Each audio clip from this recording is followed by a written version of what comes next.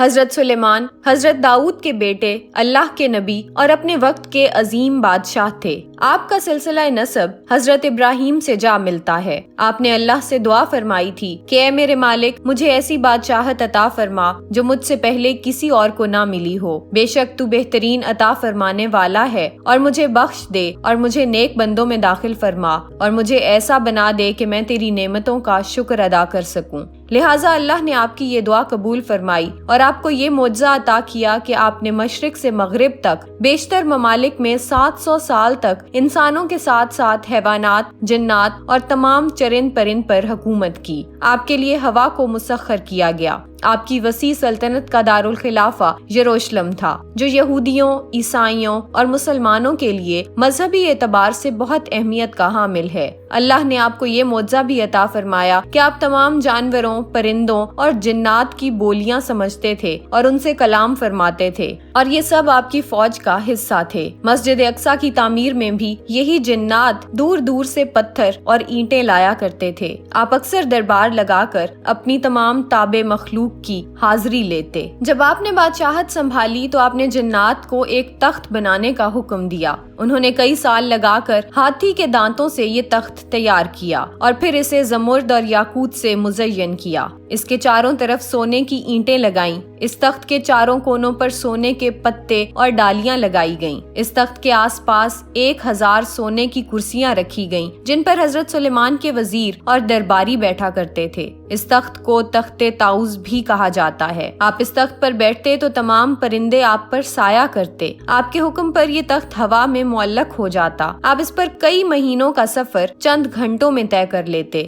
ہزاروں سال پہلے جزیرہ عرب میں یمن کے آس پاس سبا نام کا ایک شہر موجود تھا، جس کے قوم کو قوم سبا کہا جاتا تھا۔ اس قوم کو اللہ تعالیٰ نے بہت ساری نعمتوں سے نوازا تھا اور رزق میں بہت فراخی عطا کی تھی، جس کے باعث یہ لوگ نہایت خوشحال زندگی گزارتے تھے۔ یہ لوگ تجارت بھی کرتے تھے، جس سے بہت دولت مند تھے، لیکن اس کے باوجود یہ قوم شرک میں مبتلا تھی اور آگ اور سورج کی پرستش کیا کرتی تھی۔ ان کے بادشاہ کا نام شراجیل بن مالک تھا۔ اس کی موت کے بعد اس کی بیٹی بلقیس نے تخت سنبھالا۔ اس نے ملک یمن پر تقریباً 9 سال حکومت کی۔ ایک دفعہ آپ تخت نشین تھے۔ آپ نے دربار میں تمام انسانوں، جنوں، جانوروں اور تمام پرندوں کو طلب کیا۔ سب کے سب حاضر ہو گئے، لیکن ہدہد نہ آیا۔ آپ نے اس کی غیر موجودگی کو محسوس کیا اور پوچھا کہ ہدہد کہاں ہے؟ آپ نے فرمایا کہ اسے غیر حاضر ہونے پر سزا ملے گی، اور اگر کوئی معقول وجہ نہ بتائی تو اسے ذبح کر دیا جائے گا۔ اتنی دیر میں ہدہد بھی دربار میں حاضر ہو گیا۔ اس نے کہا کہ میں شہر سبا سے ایک ایسی خبر لایا ہوں جو آپ کے علم میں بھی نہیں ہے۔ آپ کے پوچھنے پر اس نے بتایا کہ وہاں کے لوگ بہت خوشحال ہیں، اللہ نے انہیں مال و دولت سے نوازا ہے، لیکن وہ شرک کرتے ہیں اور آگ اور سورج کی پرستش کرتے ہیں، حالانکہ عظمت تو اس اللہ کی ہے جو زمین و آسمان کا مالک ہے۔ ان پر ایک عورت حکومت کرتی ہے جسے وہ ملکہ بلقیس کہتے ہیں۔ اس نے یہ بھی بتایا کہ ملکہ بلقیس کا تخت بہت خوبصورت ہے،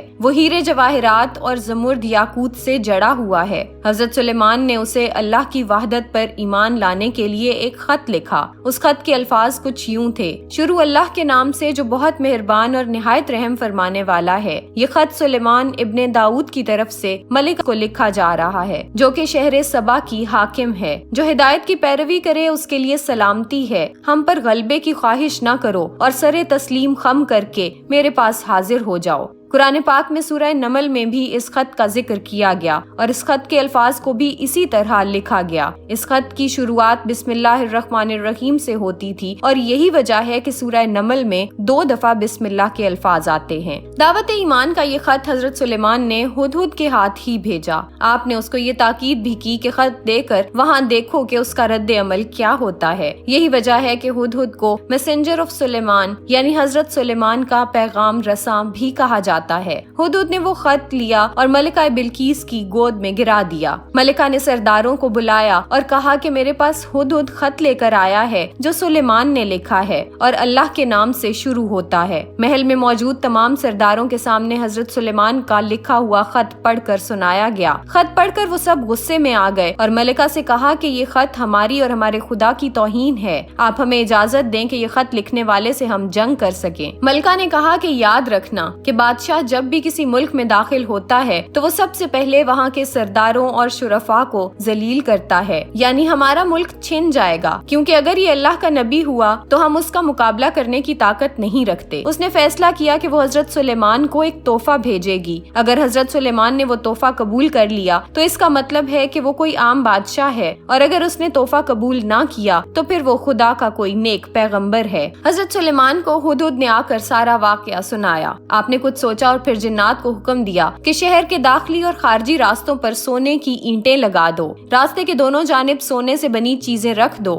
دیواروں میں ہر جگہ ہیرے جواہرات جڑ دو۔ آپ کے حکم کے مطابق ایسا ہی کیا گیا۔ ادھر اپنے ارادے کے مطابق آپ کو پرکھنے کے لیے ملکہ بلقیس نے آپ کے لیے قیمتی تحفے تحائف بھیجے، جس میں سونے کی اینٹیں، کنیزیں، خادم اور بہت سا سامان موجود تھا۔ وہ ملکہ کی طرف سے ایک خط بھی لے کر آئے، لیکن جب انہوں نے آ کر آپ کی مال و دولت کا اندازہ لگایا تو خود ہی شرمندہ ہوئے۔ حضرت سلیمان نے ان سے فرمایا کہ کیا تم مال و دولت سے مجھے خریدنا چاہتے ہو، جبکہ تم دیکھ رہے ہو کہ مجھے اللہ نے کتنا نوازا ہے، اور اس کی عطا کی ہوئی حکومت کے مقابلے میں تمہارا یہ مال و دولت کچھ معنی نہیں رکھتا، لہٰذا تم یہ سب لے کر واپس چلے جاؤ اور جا کر ملکہ کو میرا پیغام دو کہ اب وہ ایک لشکر کا انتظار کرے جس کی تاب اس کا لشکر کبھی نہیں لا سکے گا۔ ملکہ کو جب خبر ملی کہ حضرت سلیمان نے اس کے بھیجے ہوئے تمام تحفے تحائف واپس کر دیے ہیں تو وہ سمجھ گئی کہ آپ دولت سے محبت کرنے والے بادشاہ نہیں ہیں بلکہ اللہ کے پیغمبر ہیں، تو اس نے پیغام بھجوایا کہ وہ آپ سے ملاقات کے لیے آپ کے محل آنا چاہتی ہے۔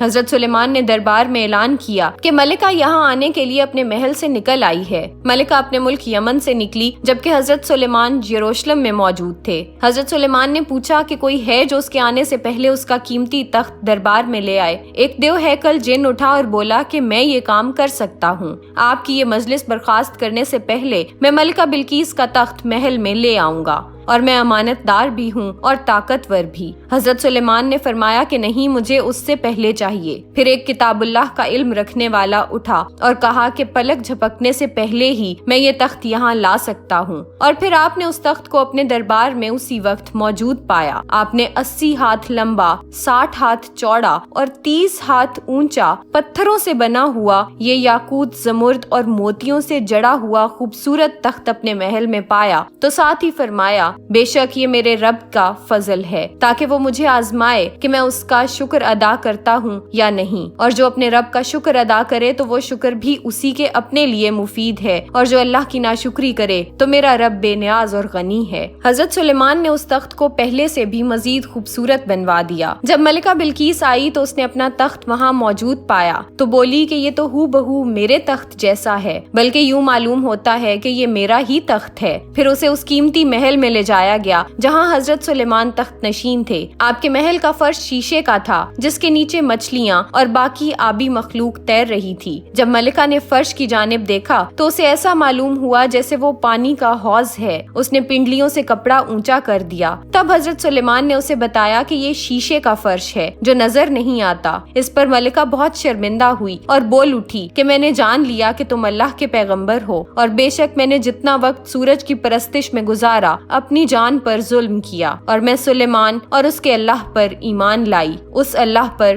جو تمام جہان کو پالنے والا ہے۔ اللہ تعالیٰ نے اس واقعے کو قرآن پاک کی سورہ نمل میں کچھ یوں بیان فرمایا کہ خبر لی جب پرندوں کی تو کہا کہ ایسا کیا ہے کہ ہدہد کو میں نہیں دیکھتا، کیا وہ غائب ہے؟ اس کو سزا دوں گا سخت یا ذبح کر ڈالوں گا، یا پھر وہ میرے پاس کوئی کھلی سند لائے۔ بہت دیر نہ گزری کہ وہ یعنی ہدہد آ گیا اور کہا کہ میں سبا کے شہر سے ایک ایسی چیز کی خبر لایا ہوں جس کا تمہیں علم نہیں۔ میں نے وہاں ایک عورت کو پایا جو ان پر بادشاہی کرتی ہے اور اس کو ہر چیز ملی ہے، اور اس نے ایک بہت بڑا تخت بنا رکھا ہے۔ میں نے پایا کہ وہ اور اس کی قوم سورج کو سجدہ کرتے ہیں اللہ کو چھوڑ کر، اور ان کے کام ان کو شیطان نے بھلے دکھلا رکھے ہیں اور روک دیا ان کو سیدھے راستے سے، سو وہ راہ نہیں پاتے۔ کیوں نہ وہ سجدہ کریں اس اللہ کو جو آسمانوں اور زمینوں سے چھپی ہوئی چیزیں نکالتا ہے، اور وہ جانتا ہے جو تم ظاہر کرتے ہو اور جو چھپاتے ہو۔ اللہ کے سوا کسی کی بندگی نہیں جو عرش عظیم کا مالک ہے۔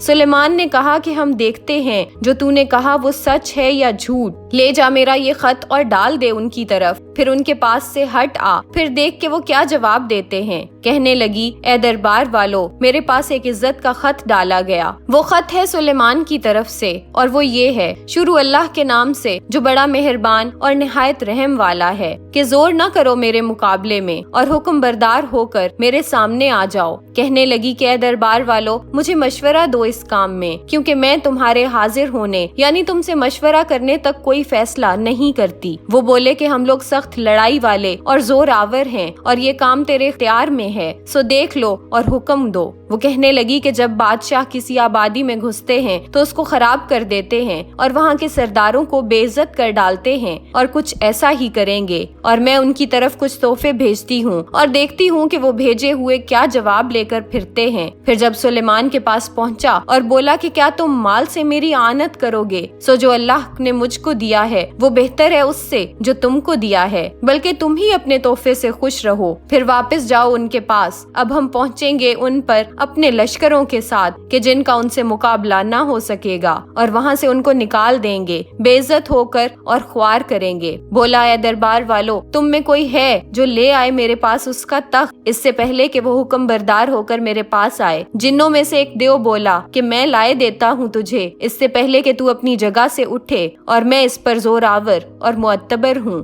بولا وہ شخص جس کے پاس علم تھا کتاب کا، اور میں لائے دیتا ہوں اس کو تیرے پاس اس سے پہلے کہ تو پلک جھپکے۔ پھر جب اسے اپنے پاس دیکھا تو بولا کہ یہ فضل ہے میرے رب کا مجھے جانچنے کو کہ میں شکر کرتا ہوں یا ناشکری، اور جو کوئی شکر کرے سو شکر کرے اپنے واسطے، اور جو ناشکری کرے سو میرا رب ہے بہت بے پرواہ کرم والا۔ کہا کہ اس تخت کا روپ بدل ڈالو اس عورت کے سامنے کہ ہم دیکھیں کہ وہ سمجھ پاتی ہے یا ان لوگوں میں سے ہوتی ہے جن کو سمجھ نہیں۔ پھر جب وہ آ پہنچی، کسی نے کہا کہ کیا ایسا ہے تیرا تخت؟ بولی گویا یہ وہی ہے، اور ہم کو پہلے سے معلوم ہو چکا ہے، اور ہو چکے ہیں ہم حکم بردار، اور روک دیا اس کو ان چیزوں سے جو پوجتی تھی اللہ کے سوا، البتہ وہ تھی منکر لوگوں میں سے۔ کسی نے بولا اس عورت کو کہ اندر چل محل میں، پھر اس نے دیکھا تو اس نے خیال کیا کہ یہ پانی ہے گہرا، اور کھول لی اپنی پنڈلیاں، کہا کہ یہ تو ایک محل ہے، اس میں جڑے ہوئے ہیں شیشے۔ بولی اے رب، میں نے برا کیا ہے اپنی جان کا، اور میں حکم بردار ہوں سلیمان کے اللہ کے آگے جو رب ہے